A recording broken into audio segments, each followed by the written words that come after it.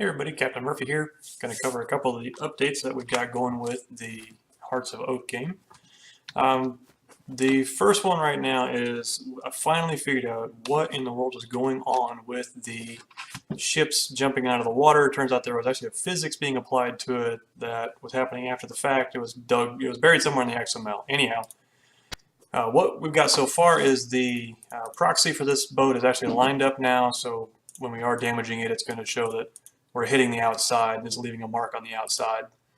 The cannon right now is shooting for 600. The boat, I think, has probably 4,000 or 5,000 hit points.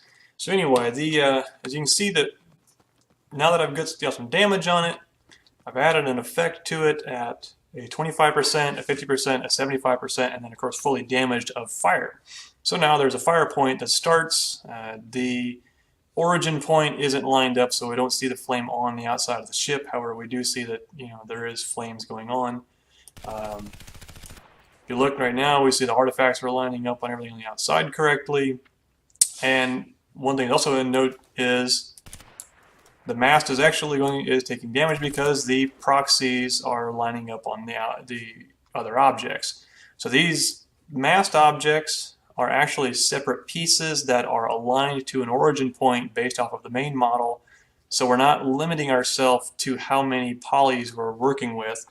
So now we can actually have these objects be separately damageable or have them apply to the main model's damage as well. So if you keep damaging this, you could have it actually apply to this model. We'll eventually get to where this could actually cause separate damage and actually just, like a percentage. So, only a certain percentage of mass damage actually happens to the hull.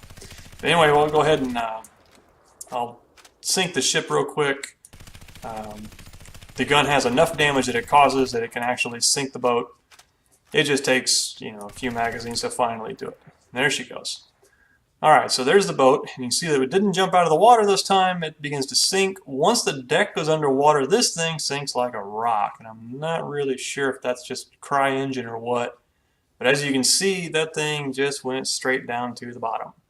The other thing that's neat or interesting to note, not so much neat, but if you look at the way that it landed on the bottom, it just balances perfectly. And I'm not sure if that's a byproduct of the proxy, because when I made the proxy for this, for the collision proxy, it's really not a detailed proxy. The rudder isn't really that shape, so I think it just might be an issue of my modeling abilities more so than the actual boat. But anyway, so the collision proxies are working though, so I can't swim through the boat anymore. Bullets actually hit it, things like that. I can't swim through the mast anymore, so it's actually a physical object. So little by little, things are starting to come together, and that's just a trial and error at this point. There's still no sound in the cannons yet. I'm working on that. I got a bunch of little side projects going. But anyway, it's just a quick update. Hope you guys enjoyed it. Thanks.